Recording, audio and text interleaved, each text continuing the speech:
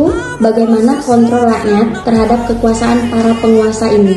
Baik, sebelum saya jawab bagaimana kontrol rakyat terhadap kekuasaan atau ada kemungkinan abuse of power, kesewenang-wenangan yang dilakukan oleh penguasa, ya, baik yang tadi saya sebutkan di awal, baik dari sisi legislatif, eksekutif maupun yudikatif, maka objek kajiannya itu ilmu dalam hal ini mengkaji ada paling tidak saya batasi dua hal saja, ada HTN, ada HAN.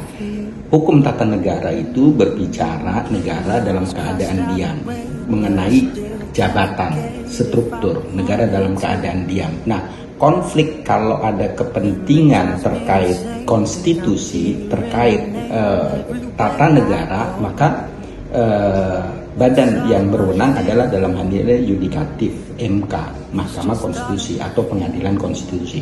Masyarakat bisa ikut serta andil dalam kontrol apabila produk yang dikeluarkan oleh legislatif itu cenderung sewenang-wenang. Produk yang dikeluarkan undang-undang dapat melakukan judicial review di Pengadilan Mahkamah Konstitusi. Nah, dari ketiga kekuasaan legislatif, eksekutif, dan yudikatif, dalam hal ini yang paling banyak mendapatkan perhatian adalah ranah eksekutif. Melihat eksekutif sebagai pelaksana dari pemerintahan. Makanya dalam hukum administrasi negara itu melihat negara berdinamis. Bagaimana mengelola, memanage, mengatur sebuah negara. Dalam hal ini dilakukan oleh pejabat publik. Jadi pejabat publik yang dimaksud adalah eksekutif, ranah eksekutif mulai presiden, kementerian sampai tingkat paling bawah yaitu RT. Nah, kembali ke pertanyaan awal, bagaimana kontrol rakyat terhadap kesewenang-wenangan, terhadap kekuasaan para penguasa yang cenderung sewenang-wenang, maka produk hukum, ya, yang dikeluarkan oleh eksekutif, pejabat publik dalam hal ini ada dua, ya, ada dua. Yang pertama basicing, ya, atau ketetapan, yang kedua regeling atau peraturan. Nah, terhadap basicing atau penetapan yang cenderung, yang misalkan dianggap sewenang-wenang, yang dikeluarkan oleh pejabat publik, yang tentunya penetapan ini bersifat final, ya, tidak butuh lagi persetujuan atasannya. Kemudian individual, artinya menyangkut objek sasaran yang spesifik, yang individual, tidak bersifat kolektif, menyebutkan identitasnya, objeknya secara spesifik dan konkret, ya, ada berupa penetapan yang bersifat konkret, tertulis oleh pejabat publik yang sudah final itu. Nah, terhadap penetapan yang dikeluarkan, yang diterbitkan oleh pejabat publik, rakyat dapat mengontrolnya.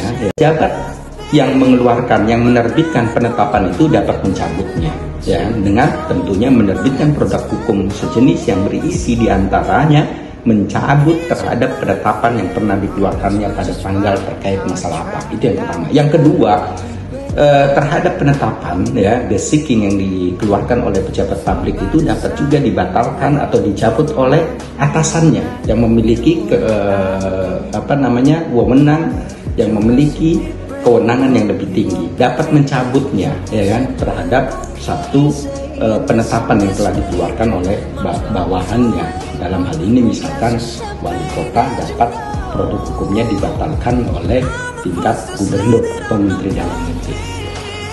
Nah, itu secara administrasi. Namun bagaimana jika pejabat publik yang mengeluarkan produk hukum berupa penetapan basicing itu tidak dilakukan perbaikan atau pencabutan, maka masyarakat, dalam hal ini rakyat, bisa melakukan kontrol terhadap upaya atau kecenderungan sewenang-wenang yang dilakukan oleh pejabat publik melalui Pengadilan Tata Usaha Negara, PETUN, ya, Pengadilan Tata Usaha Negara.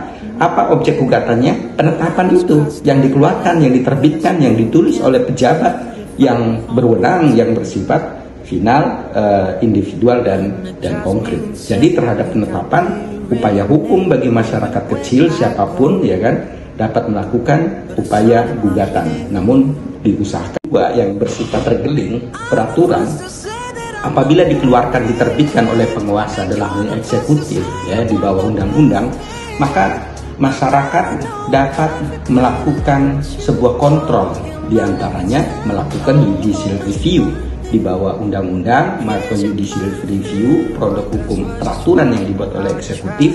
Judicial review dilakukan, didaftarkan di Mahkamah Agung. Demikian upaya kontrol rakyat terhadap kecenderungan perbuatan abuse of power, sewenang-wenangan yang dilakukan oleh pejabat publik. Oh, jadi walaupun pejabat itu berkuasa, semisalnya dia bertindak sewenang-wenang, tetap bisa diproses secara hukum kan? Oh iya, tentu saja. Tapi perlu diingat, kapasitasnya dia selaku pejabat publik mengeluarkan produk hukum ya tadi, baik bersifat penetapan maupun peraturan.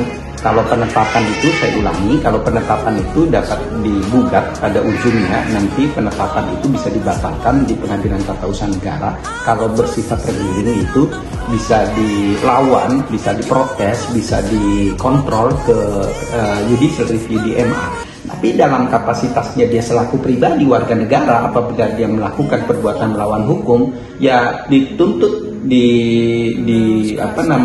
dihadapi, harus diproses secara hukum yang berlaku. Demikian. Makasih banyak ya Pak ilmunya.